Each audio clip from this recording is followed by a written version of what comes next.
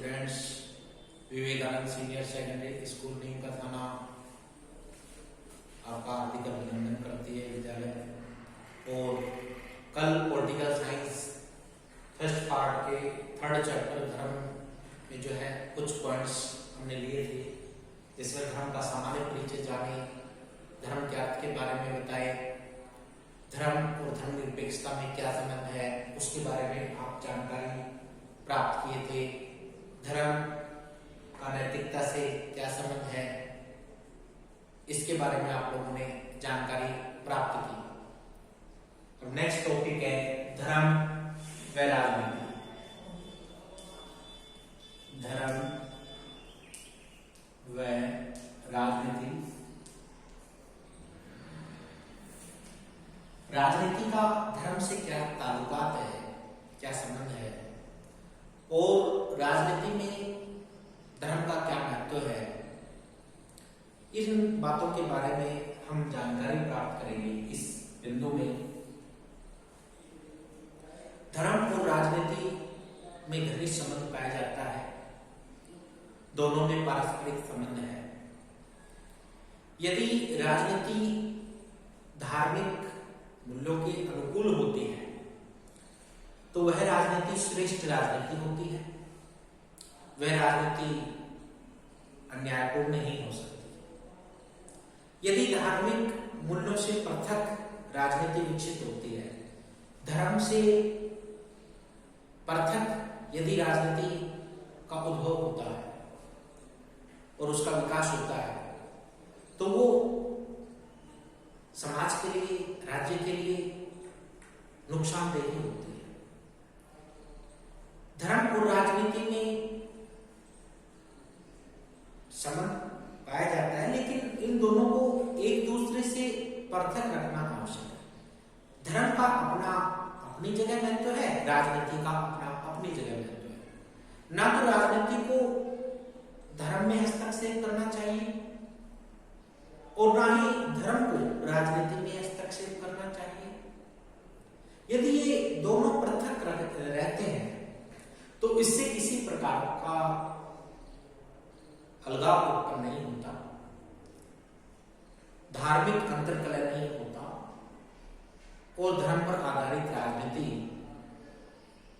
का गलत आचरण व्यवहार भी विकसित नहीं होता। भारतीय संविधान में भी दोनों को पृथक पृथक महत्व दिया गया है, ये एक दूसरे के कार्यों में हस्तक्षेप नहीं कर सकते, धर्म और राजनीति। लेकिन फिर भी यदि जहां बात आचरण व्यवहार की आती है राजनीति में भी, तो उसमें भी यदि नैतिकता या धर्म के अनुकूल आचरण व्यवहार किया जाता है तो राजनीति श्रेष्ठ राजनीति कहलाती है, उसे श्रेष्ठ राजनीति कहा जाता है। पाश्चात्य विद्वानों जैसे बर्ट्रैंड रसेल है,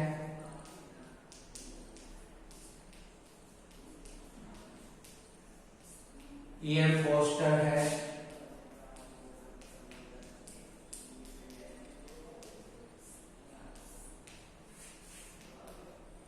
इन्होंने भी अपने विचार व्यक्त करते हुए कहा है कि धर्म के आधार पर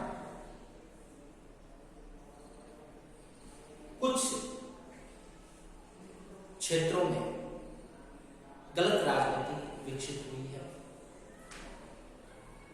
धर्म का दुरुपयोग, राजनीति में धर्म का दुरुपयोग किया गया, और जब राजनीति में धर्म का सहारा लेकर के उसका दुरुपयोग किया जाता है तो इससे सांप्रदायिक मतभेद उत्पन्न हो जाते हैं, सांप्रदायिक कलह उत्पन्न हो जाते हैं, सांप्रदायिक संघर्षों को बढ़ावा मिलता है। वैश्विक स्तर पर देखा जाए तो ऐसे सांप्रदायिक संघर्ष अनेक देशों में हुए हैं, और जब संप्रदाय पर आधारित संघर्ष होता है, दो संप्रदायों में यदि कोई कलह होता है तो बड़ी मात्रा में व्यापक पैमाने पर खून खराबा होता है, बहुत अत्यधिक लोग मारे जाते हैं। जैसे उदाहरण के लिए भारत का विभाजन हुआ, हिंदू मुस्लिम आपसी मतभेद की वजह से, और उस सांप्रदायिक संघर्ष में, विभाजन के दौरान जो दंगे हुए तो उसमें लगभग 5 से 10 लाख लोग मारे गए। कसूर क्या था, हिंदू होना या मुस्लिम होना? तो इस प्रकार के सांप्रदाय पर आधारित जब संघर्ष होते हैं तो बड़े पैमाने पर खून खराबा होता है, व्यापक पैमाने पर खून खराबा होता है। तो इसलिए धर्म पर आधारित संघर्ष नहीं होने चाहिए, सांप्रदायिक भेदभाव नहीं रखना चाहिए, धार्मिक मतभेद नहीं रखने चाहिए, सभी धर्मों को समान महत्व दिया जाना चाहिए। इसीलिए राजनीतिक के धार्मिक कार्यों से अपने आप को ज्यादातर पृथक रखने का प्रयास करते हैं। ऐसा नहीं कि एक धर्म की प्रशंसा करें, दूसरे धर्म की निंदा करें, तो उससे जो है धार्मिक अंतर्कलह हो जाते हैं और जो बड़े से बड़े देश का विभाजन करवा देते हैं। तो देश की एकता के लिए, उसकी अखंडता के लिए सांप्रदायिकता जो है एक खतरा हो जाती है। तो इसलिए राजनीति में धर्म का जिस प्रकार से दुरुपयोग हुआ है और इससे कई देशों की एकता अखंडता को खतरा भी पहुंचा है, बहुत सी ऐसी राजनीतिक सत्ताएं हैं जो धर्म की आड़ में अपनी गंदी राजनीति फैलाते हैं। उस राजनीतिक तौर पर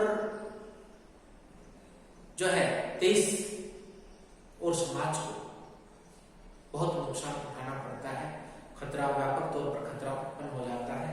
तो इसलिए देश की एकता को, अखंडता को बनाए रखने के लिए धर्म और राजनीति का विवेकपूर्ण मिलन होना आवश्यक है। कैसा मिलन? धर्म व राजनीति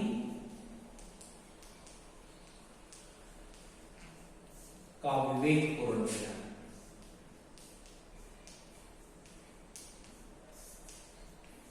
यदि धर्म व राजनीति का विवेकपूर्ण मिलन होता है तो इससे किसी प्रकार के सांप्रदायिक संघर्षों को बढ़ावा नहीं मिलता,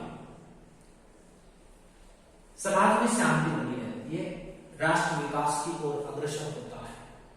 तो इसलिए विवेकपूर्ण मिलन होना चाहिए धर्म और राजनीति का, उनमें किसी प्रकार से संघर्ष की स्थिति उत्पन्न नहीं होनी चाहिए। तो इसलिए राजनीतिक विश्लेषकों ने धर्म और राजनीति के विवेकपूर्ण मिलन को मान्यता दी है। इसके अलावा यदि धर्म की आड़ में हम कट्टरता को अपनाते हैं, कट्टरता का व्यवहार अपनाते हैं, तो उससे भी बहुत नुकसान पहुंचता है देश की एकता, उसकी अखंडता को। क्योंकि भारत जैसे देश में भी देखा जाए तो सभी धर्मों के, सभी मत मतांतरों के लोग रहते हैं और यहाँ किसी धार्मिक कट्टरता को महत्व दिया जाए तो इससे देश की एकता को, उसकी अखंडता को खतरा उत्पन्न हो जाता है। इसलिए धार्मिक कट्टरता नहीं अपनानी चाहिए, सभी में आपस में मेलजोल होना चाहिए, सांप्रदायिक मतभेद नहीं रखने चाहिए, सभी धर्मों को समान महत्व देना चाहिए। तो इस प्रकार का आचरण व्यवहार ही राष्ट्र की एकता का आधार होता है। इससे देश की एकता बनी रहती है, उसकी अखंडता बनी रहती है। तो इसलिए धर्म और राजनीति में आपस में घनिष्ठ संबंध होना जरूरी है। जहां बात कट्टरता की आती है, यदि धार्मिक कट्टरता अपना ली जाए तो इससे दुष्प्रवृत्तियां उत्पन्न होती हैं। तो धार्मिक कट्टरता आएगी तो इससे दुष्प्रवृत्तियां उत्पन्न होंगी, जैसे उदाहरण के लिए आतंकवाद।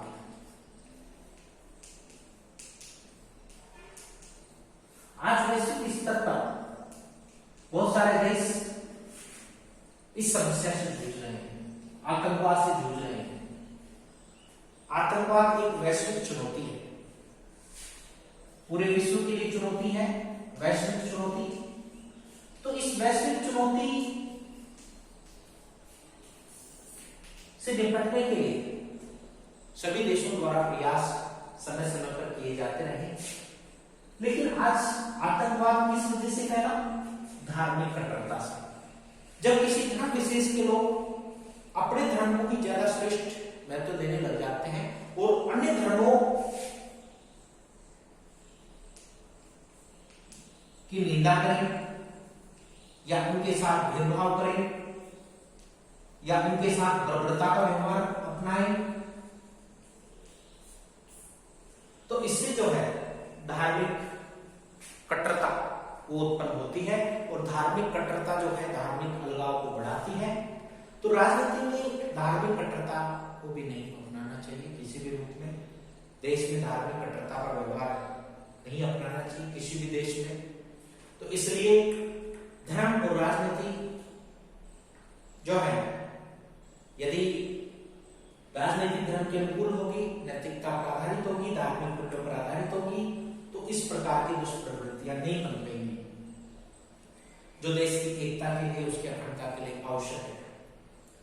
इसके अलावा देश के विकास के लिए भी आवश्यक है। तो धर्म और राजनीति में पारस्परिक रूप में घनिष्ठ संबंध होना आवश्यक है, लेकिन एक दूसरे में कार्यों में अनावश्यक हस्तक्षेप भी न करें जिससे किसी प्रकार का धार्मिक मतभेद बढ़े, ऐसा कार्य नहीं है। धर्म और राजनीति के बारे में स्वामी विवेकानंद ने भी अपने विचार व्यक्त किए कि धर्म से आच्छादित हठधर्मितापूर्ण व्यवहार मनुष्य को विभाजित करता है, बल्कि अनुभव पर आधारित धर्म जो है मनुष्य को जोड़ने का प्रयास करता है। ये स्वामी विवेकानंद के विचार थे। स्वामी विवेकानंद, उनका ऐसा कहना था कि प्रत्येक व्यक्ति जो है वो हठधर्मितापूर्ण धर्म जो है उसके अनुकूल आचरण व्यवहार नहीं अपनाए, बल्कि अनुभव पर आधारित धर्म को महत्व दे। तो इसलिए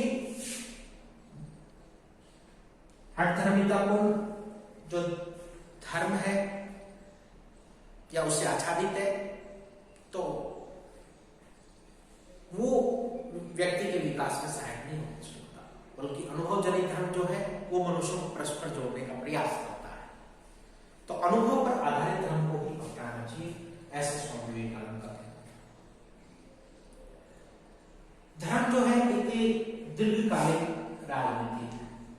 धर्म दीर्घकालीन राजनीति, ऐसा राम मनोहर लोहिया का मानना है। दीर्घकालीन राजनीति, धर्म जो है वो दीर्घकालीन राजनीति है, जबकि राजनीति अल्पकालीन धर्म है। राजनीति अल्पकालीन धर्म है।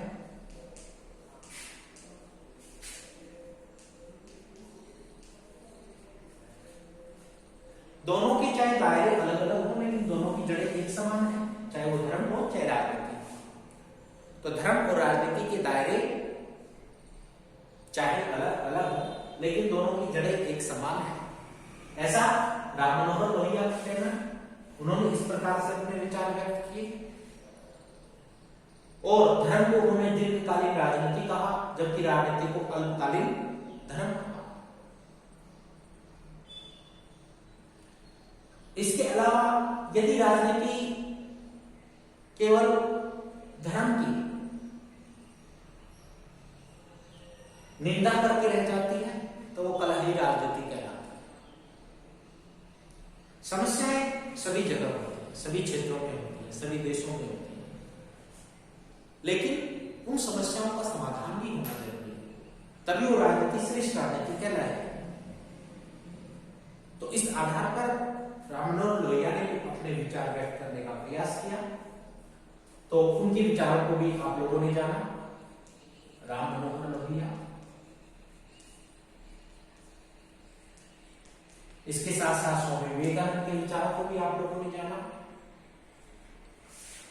और स्वामी विवेकानंद ने ये भी कहा धर्म और राजनीति के संबंध को स्पष्ट करते हुए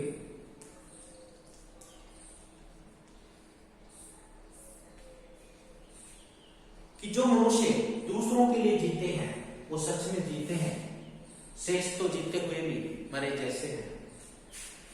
जो मनुष्य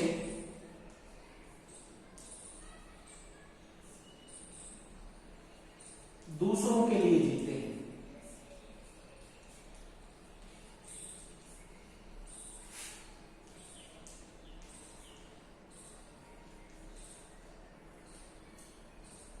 वो सच में जीते हैं।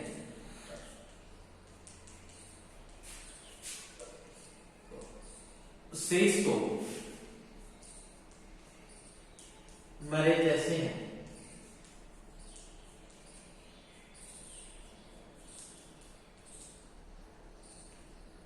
तो ऐसा स्वामी विवेकानंद ने कहा कि जो मनुष्य दूसरों के लिए जिए उन्हीं का सच में जीना है, बाकी तो शेष मरे हुए समान है।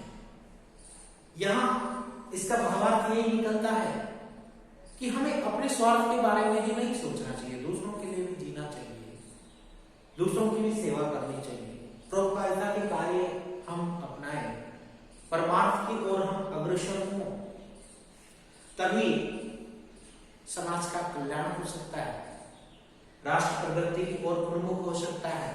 तो इसलिए ऐसे विचार स्वामी विवेकानंद जी के थे। उन्होंने इस प्रकार से अपने विचार रखे।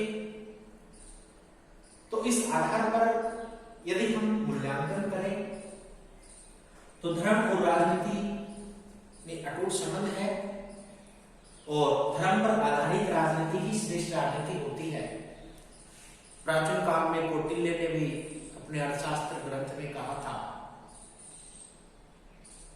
कि राजा का परम कर्तव्य बनता है कि वो धर्म के अनुकूल आचरण व्यवहार करता हुआ प्रजा की रक्षा करे,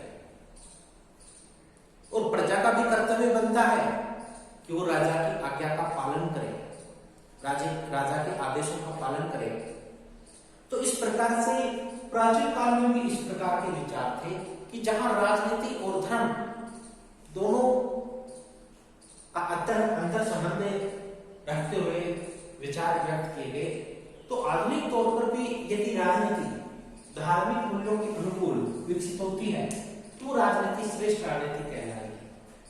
और जहां केवल धर्म का दुरुपयोग करते हुए, धर्म को एक माध्यम बनाते हुए यदि राजनीति की जाती है तो वो राजनीति श्रेष्ठ राजनीति नहीं हो सकती। तो धर्म को माध्यम न बनाया जाए, उसके आधार पर राजनीति विकसित न की जाए किसी भी देश में। तो इस प्रकार से जो है धर्म और राजनीति के बारे में राजनीतिक विश्लेषकों ने अपने विचार प्रस्तुत किए। नेक्स्ट टॉपिक है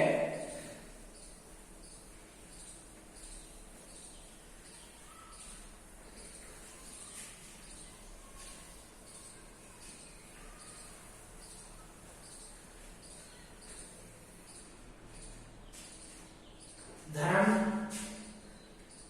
व राष्ट्रीयता।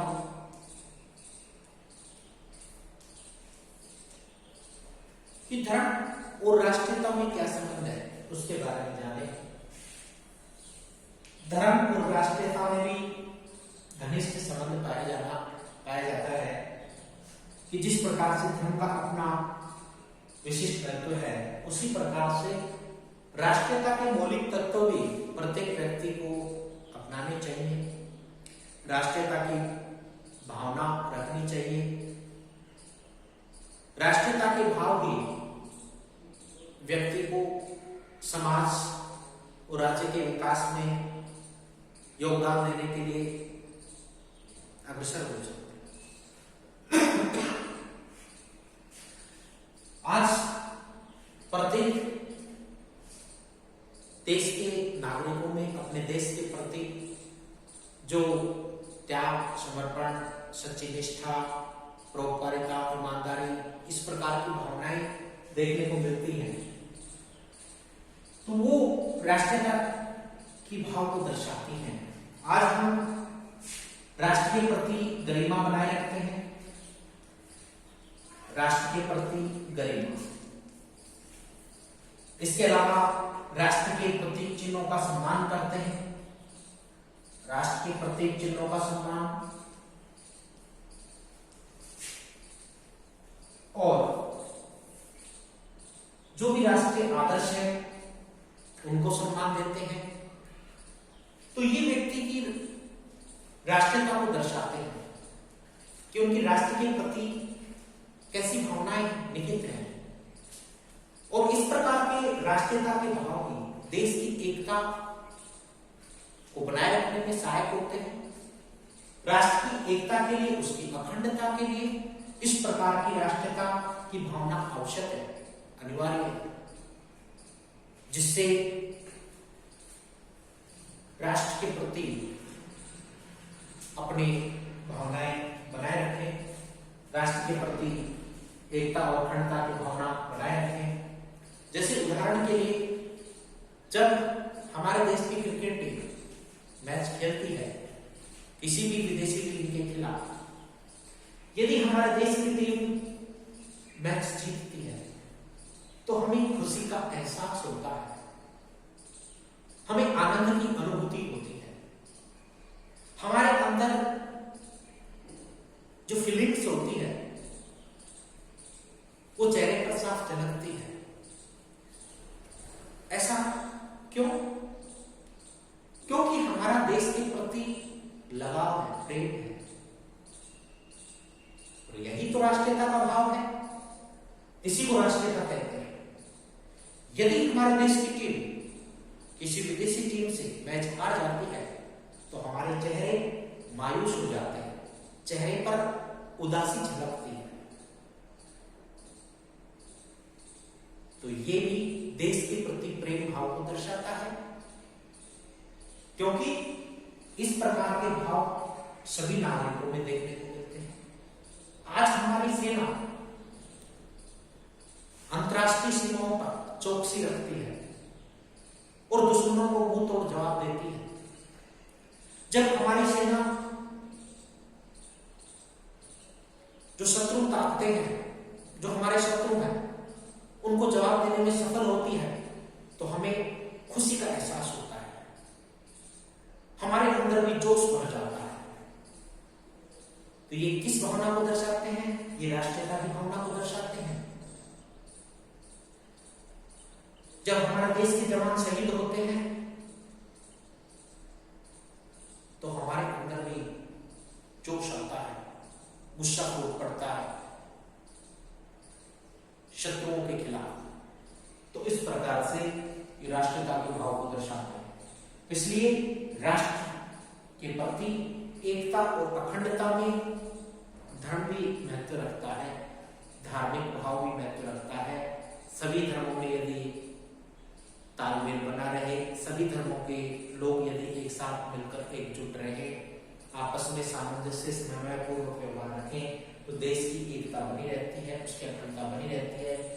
चाहे हिंदू हो, मुस्लिम हो, सिख हो, ईसाई हो, बौद्ध हो, जैन हो, पारसी हो, सभी मिलकर के राष्ट्र के प्रति सच्ची निष्ठा का भाव रखें, देश की एकता को महत्व दें। चाहे वो किसी भी क्षेत्र के निवासी हो, किसी भी भाषा को अपनाते हो, किसी भी धर्म के अनुयायी हो, जहां बात देश की एकता की आती है, राष्ट्र की गरिमा की आती है, राष्ट्र की अखंडता की बात जहां आती है तो वहां सबको एकजुट रहना चाहिए।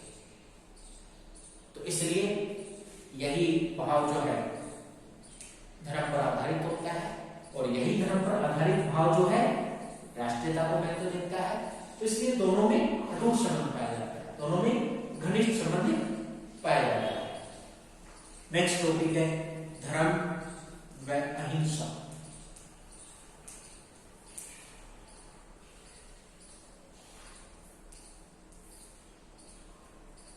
धर्म व अहिंसा में भी घनिष्ठ संबंध पाया जाता है। धर्म और अहिंसा, जिस प्रकार से हम नैतिक मूल्यों की बात करते हैं तो नैतिक मूल्यों में अहिंसा एक नैतिक मूल्य है। जैसे सत्य, अहिंसा, प्रेम, दया, करुणा, परोपकारिता, न्याय, ये नैतिक मूल्यों के अंतर्गत आते हैं।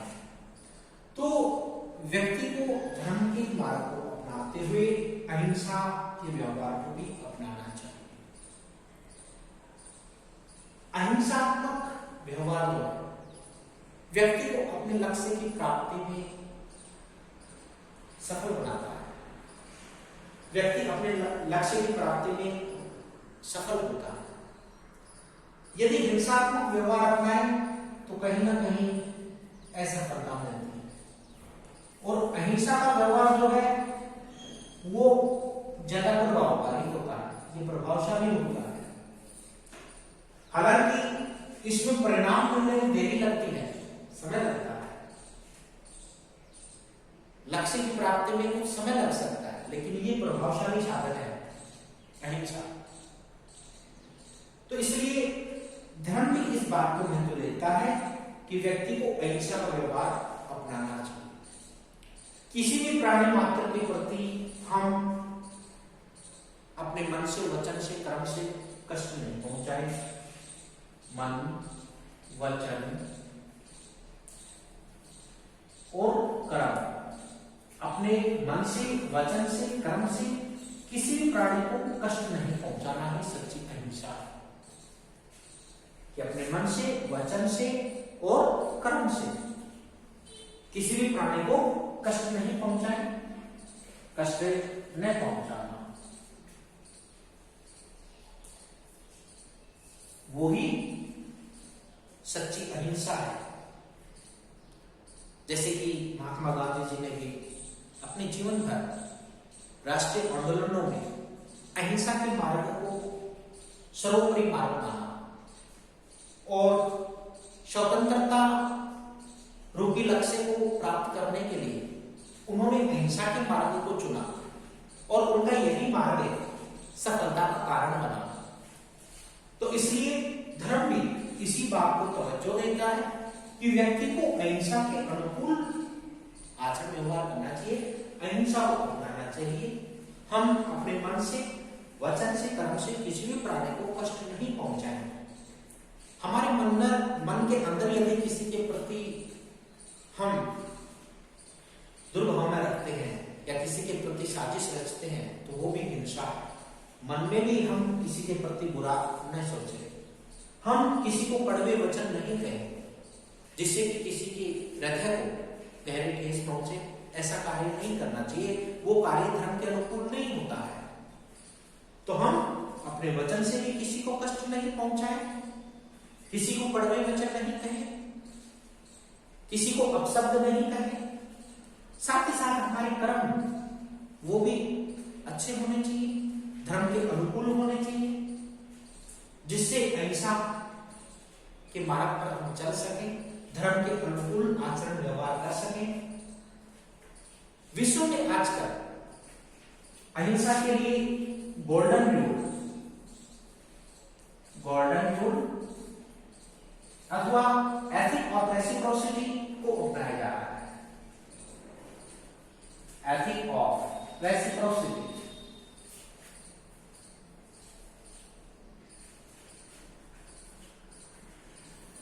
इनको अपनाया जा रहा है। जहां भारत में प्राचीन काल में अहिंसा के लिए जो है धर्म सर्वस्व की भावना देखने को मिलती थी, धर्म सर्वस्व की भावना देखने को मिलती थी। वही भावना आज के हालातों में भी अपनानी चाहिए, तभी अहिंसा के मार्ग को अपनाया जा सकता है। तो इसलिए विश्व में अहिंसा का मार्ग आवश्यक है, अनिवार्य है। हिंसात्मक मार्ग लक्ष्य की प्राप्ति में शायद सिद्ध नहीं होता है। वैश्विक स्तर पर ऐसे बहुत से उदाहरण हैं जिन्होंने हिंसात्मक मार्ग को अपनाया लेकिन वो अपने लक्ष्य की प्राप्ति में सहायक नहीं हुए, क्योंकि उनका मार्ग जो था वो धर्म के अनुकूल नहीं था, धर्म के प्रतिकूल था। तो धर्म के अनुकूल मार्ग अहिंसा का मार्ग होता है और यही प्रभावशाली साधन है, ऐसा राजनीतिक विश्लेषकों का मानना है, उनका कहना है। तो इसलिए धर्म और अहिंसा में भी घनिष्ठ संबंध पाया जाता है। ये एक दूसरे से अंतर संबंधित है, एक दूसरे के पूरक है। तो प्रिय विद्यार्थियों, आज के इस वीडियो में आप लोगों ने धर्म और राजनीति के संबंध के बारे में जाना, धर्म और राष्ट्रीयता के अंतर संबंध के बारे में जाना और धर्म और अहिंसा में क्या संबंध है इसके बारे में जाना। चलो धन्यवाद, आज के लिए इतना काफी।